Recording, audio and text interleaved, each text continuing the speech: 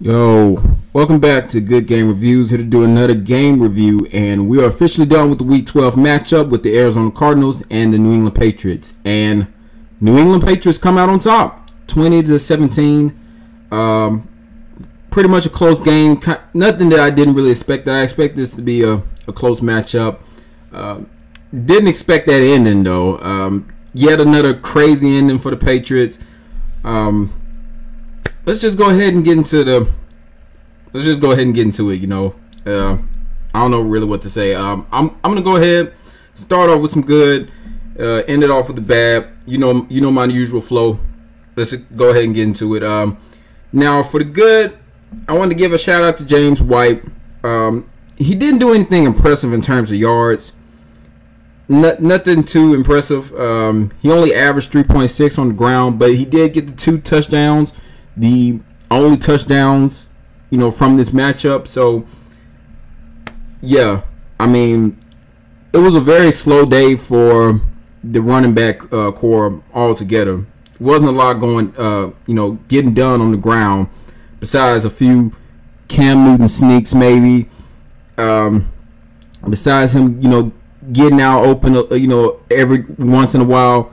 But other than that, like, the running game was very stagnant in this game, and I didn't expect that. I expected it to be, a little bit more productive, especially in terms of Damian Harris. He didn't have really a good game either. He only averaged 3.4 on the ground, had 14 carries for 47. Now he did have the the long runs near the end of the game where he was starting to kind of get things cooking, but it was a little bit too late, for my liking. It just, I mean, it's good for it to come, when you need it, but just not good running, over the board. I was a little bit surprised that Sony Michel didn't get, a lot of time out there, that they didn't try to, put him on the field and let him run. It just seemed to be Damian Harris or James White. It really wasn't, a lot of mixture in terms of that. They tried a few things where they tried to get the ball to N'Keal Harry on a sweep, but that got blown up pretty quickly. He was -2, so it just wasn't a lot of productivity when it came to running the ball in this game. But I'll go ahead and give my props to James White on this one. He got 2 touchdowns, so that's all you could really ask for. Just score. Okay, just score. As far as the defense goes, I have to give some props to Juan Bentley. It's been a while since I've got a chance to say his name. We know he's been dealing with, with his fair share of injuries and things like that. He hasn't been 100%, even in terms of his play, when he's been out there and he's been healthy. Hasn't really produced a lot through this season, but he came up pretty big today. He had 15 total tackles today. Had a really big play near the end. He was also a contributor on that goal line stop. I know that was more Lawrence guy, but he was a bit of a contributor on that goal line stop. Also, the 3rd down stop with Kenyon Drake, where Kenyon Drake tried to come on the outside, and he was able to come in and pretty much shut that down before he was able to cross. I loved it. I love what I saw with Juan Bentley today. He didn't lose this game. If the Patriots would have lost this game, I couldn't put any blame really on Juan Bentley for this game. So I'm just happy that I get a chance to say that. Adrian Phillips, we did have a little bit of a scare with Adrian Phillips, but he came back in. He also had a pretty good game. Had a sack. Didn't have a sack. He had an interception in his game. It was due to a tip ball from Adam Butler. He was able to come down with it. And they pretty much use him all over the field. They use him to on blitz packages. They use him as a safety. They use him as a corner. They put him on tight ends every now and again. They use Adrian Phillips in a lot of different ways, and once again, we're able to see some of that playmaking ability from Adrian Phillips. So that was good to see. And also, he left the game healthy. So, at least for now, it seems good with Adrian Phillips. So we move into the next week with that. Adam Butler, I think if you had to give a defensive MVP performance for this game, it had to be Adam Butler. He had 5 total tackles, had a sack. Like I said earlier, he was responsible for the tip that ended up being an interception for the Patriots. I mean, he really came alive in this game. It just looked different from what we saw in previous games. And hopefully that can translate down throughout the rest of the season, because we really needed Adam Butler in these earlier games. We expected him to be one of the main contributors to this defense, and we just haven't gotten a lot of that. So it was nice to see that for this game today. Him being a playmaker, him making plays. That's what we want. Him getting after the passer. That was his forte last year. He had 6 sacks last year, and we just want to see more of that from Adam Butler. So glad I could include him on the good list this game. Also, Chase Winovich, include him on the good list. 5 tackles, had a sack also. Didn't see him on the field a lot, except for on a lot of third down situations. It seemed like more on the earlier down situation. You saw John Simon or Alfred Jennings. Practices like that. That just seemed to be more the things that we were seeing throughout the game. But hopefully he can get a little bit more time out there. Same with Josh Uche. I noticed a lot of things when you had Chase Winovich and Josh Uche out there at the same time. Josh on the inside, Uche on the out. Rushing the passer, they were able to get pressure like that. So I want to see a little bit more of that. But I'm including Chase Winovich on this list. Also, I'll include Stefan Gilmore. Now, he didn't have a pick. He didn't have a whole bunch of crazy plays this game. He wasn't exactly shut down. But DeAndre Hopkins, he only got 5 receptions for 55 yards. Didn't have a touchdown. Now, the moments where they did target DeAndre Hopkins and Stefan Gilmore, DeAndre Hopkins was able to get the better of him. But Stefan Gilmore, he was playing. He was playing with cushion. A little bit off him. It wasn't so much press. In the situations where Gilmore would play press coverage, he would get the better in those matchups. But when he would back off and give DeAndre Hopkins a little more room to run, that seemed to be where he was able to eat. But Kyler Murray didn't go to DeAndre Hopkins a lot this game, and I think that was mostly because in those other instances where you had that press coverage from Gilmore, he just didn't want to target that. He didn't want to fool with that because he didn't want to risk an interception. So I'm gonna go ahead and give Stefan Gilmore some love for this game. It's not an easy feat to keep this guy down to 55 yards. I mean, he's had a pretty great season so far anyway. So to keep him to 55, that's good. If I could give an honorable mention as far as going back to the offense, I'll go ahead and I'll include Jacoby Myers. 5 receptions, 52 yards, average 10.4. He could have had a little more yardage with the pass play from Cam Newton, where he was able to come across the field, but it fell off his hands and he fell to the ground. So kind of bad to see that, but he had a fairly decent game, and especially in terms of this game, because as far as receiving options, it was not a lot to go around. The next person behind Myers was Bird with 33 yards. Was not a productive day throughout the air at all. So Jacoby Myers able to get what he was able to get, pretty much being the most productive receiver out there. I'll go ahead and give it to him on that. Just as an honorable mention, type of deal right there. As far as special teams, I think I said this in the prediction video. I said a lot of this was going to come down to some crazy special teams, kind of antics going on in this game, and it definitely delivered. You had the first one with Dante Moncrief coming in. You know, he was elevated a day prior to this game to the 53-man roster. Weren't sure how they were going to use him. Weren't sure if they were going to use him a lot on offense, or weren't sure if they were going to use him on special teams. But turns out it was more of a special teams kind of deal. Had 2 returns for 75 yards, averaged 37.8. Had a long of 57. He pretty much got the Patriots back into it when it seemed like it was kind of going out of control. Patriots were down 10-0. We needed something to go the Patriots' way, and he pretty much opened it up. It almost looked like he had a chance to take it to the house, but he was stopped. It was a nice change of pace for the game. Patriots was able to get the first score off of that because of that kick return. They was able to go on that drive and get their first score of the game.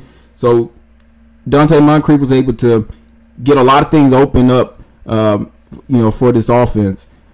So I'll go ahead and include him on the good. You have to include him on the good. He's pretty much responsible for the first score. So in terms of punt returns, you had Gunnar Olszewski.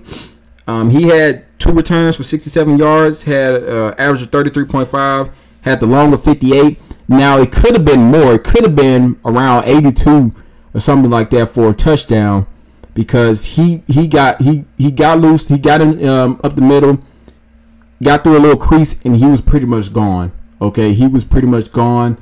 And Anfernee Jennings, he delivered a nice block inside the 10, and he was able to get into the end zone. And I really believe that should have been a touchdown. It could have been 14-10. Game could have been a little more, out in space for them. They could have been a little more comfortable going through the game, thanks to that early lead. But, refs, they said it was a illegal block. I didn't really agree with the call. I know a lot of people didn't agree with the call. So instead of it being a 80-yard something touchdown on a punt return, instead it was only a 57, and that drive ended in a field goal. And I really think that could have spelled doom for the Patriots, because this was a close game. Remember, the Patriots, they only won by 3, and you're talking about a whole another 4 points. That means Patriots win this game by a touchdown. So a pretty big, loss of points. That was a pretty big play, pretty big mess up from the refs on that one. But hey, another shout out. Go ahead and give it to Jake Bailey. You know how I feel about Jake Bailey. He had a very nice game in terms of punting. 3 punts, average 47.3, had a net 141, had a long of 67. Probably the best punt I think you're probably going to see this week. Long punt. I'm thinking it's going to go into the end zone. I'm thinking it's going to be, it's going to be a touchback. Bounces off at the 1, lands inside the 5. Just excellence. Just a continuity of excellence from Jake Bailey at the punting position. Man, I'm just glad that we got him. I'm just glad that we have him. I'm glad he's punting for us. And you have to, you have to. Sometimes you got to rely on, kicks like that. You got to rely on the punter to put you in good field position. Now the Patriots, they didn't, do too well with that. They didn't capitalize on it. But just to have a guy who is able to put you in a good position like that, to where you could possibly, maybe get a sack in the end zone, get a safety or something like that, or a good defensive play where you're able to get a turnover, maybe punching in for some points. Who knows? But good on Jake Bailey. Once again, he has another good game. Give him your props. And once again, I gotta give some love to Nick Folk. I mean, look, you know how I felt about Nick Folk coming into the season. He's not my favorite kicker of all times, but what he's done this season, he's trying to work his way into my heart. That's what I feel like. And I feel like he's trying to slowly work his way into my heart. He's trying to find a place to stay in there, because for the second time this season, he has another game-winning field goal. And it's just weird to say that another game-winning field goal from Nick Folk, the kicker. It just like this is what we're living in. We're living in 2020 where anything is possible, and Nick Folk is one of the best kickers in the league. So let's just revel in that. He was 2 for 2 on field goals. He had a longer 50. That was the game winner. He was 2 for 2 on his extra points. He had a good game. And once again, he's able to close it out for us and able to get us the dub in the closing seconds of the game. So that was great. Also, that all came because something that I mentioned about Zane Gonzalez not being consistent on those field goals. Zane Gonzalez actually misses a kick, that would have gave them the lead, a 20 to 17 lead. And, he pretty much, woofed it like wide right. And, it was no good. So, and yes, it was a 40-yarder kick. That was something, I don't know if I mentioned that, but I don't think I mentioned it. But if you go look at Zane Gonzalez stats, he is wildly inaccurate when it comes to 40-yard kicks. And it just so happens that it came down to a 40-yard something kick. And it was no good. So, it's just, the little things, man. You just got to look for the little things. Also, on that final drive, Cam Newton, he kept the ball himself on one play, running for the first down. He gets the first down. He's going out of bounds. And Isaiah Simmons delivers a late hit. Now, people are saying his feet was in bounds. But I think it was just the fact that he was going out of bounds. It was clear that he was going out of bounds, and Isaiah, delivered like a monster hit on him. And that's pretty much going to get called 9 out of 10 of the times. You can't do that. You gotta show a little bit more restraint when it comes to things like that. It was kind of a helmet to helmet kind of situation. They called it roughing the passer. You just got to be a little more careful when it comes to things like that. But hey, it worked out in the Patriots' favor, and because of that, the Patriots able to get some additional yards, included to picking up that first down, and it put us in a good position to, pretty much close it out and give Nick Folk the chance to win the game. So you gotta love that. Okay, you gotta love that. As far as bads, I think I covered the running situation, in the good. But I'll go ahead and, get back on that. Sony Michel has to get worked into this offense a little bit more. And there's going to be games where we're going to have to run the ball a little bit better. And that's pretty much our identity. We probably don't want to admit it. But looking at this game, it was clear that we needed to run the ball a little bit more. We could have easily lost this game. So, we have to incorporate that back into our game plan. Sony Michel has to get some time out there. He didn't get a chance to carry the ball not once. And I felt that was really strange that, he wasn't inactive. They could have included him in the game plan. For whatever reason, he just wasn't included. So I look to that, and I think that's something that they're gonna have to improve on, getting all of these guys, including that running game. Same way they had Rex Burkhead, in there. They're gonna have to get Sony Michel acclimated back into this, and revive this running game. With this passing game, I'm not sure how much they can do. Maybe you can include Dante Moncrief on some more offensive plays. Maybe put Isaiah Ford in the game. See what he can do. See what he can contribute to our passing game. We did trade for him, even though it was a 7th-round pick. You traded for him, so let's go ahead, put him in the game. These are just some ideas, okay? But hey, it's just a very underwhelming game in terms of passing and offense. Cam Newton, probably one of his worst games this season. I don't know if he could beat his performance in against the 49ers, but it was coming close. Had 9. He was 9 for 18. only 84 yards passing, average 4.7, 2 interceptions. Now I'll give him a little leeway on the first interception. The ball was tipped, and that wasn't necessarily his fault. At that time, they had Jermaine Illuminor in at left tackle. I feel like that was probably a little bit of a weak point on the offensive line, having him there, and I think that resulted in that tip ball.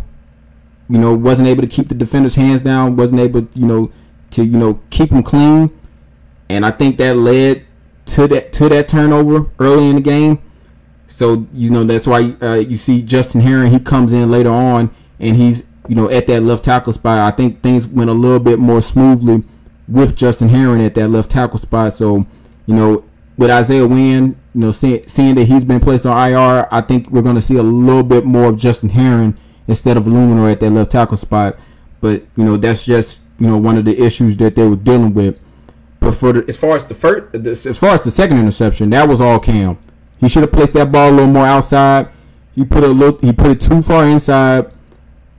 Demir Bird obviously wasn't ready for that pass. It gets picked off. It just wasn't a good read. It wasn't a good throw. And Cam Newton, you could see it in his face. He could have easily cost the Patriots another game. If it wasn't for the missed kick by Zane Gonzalez, we could be talking about a completely different ending right now. So, I mean, it just wasn't a clean game for him in terms of that.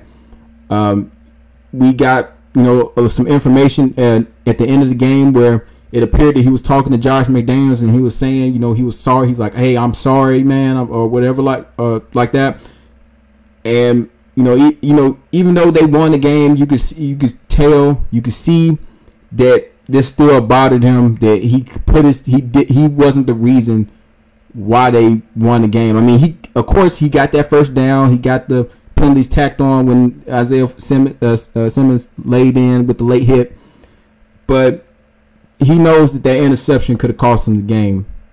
He knows it, and that's just going to be something that he has to work on going through the rest of the season. I don't know how well he can improve on those situations, but it's just something that he has to keep an eye on basically at this point, because we're so deep into the season that he can't change who he is. He can't change what he's been doing this season. He can only just try to keep the ball as safe as possible. He's done well in previous games, and he just has to carry that on going forward throughout the rest of the season.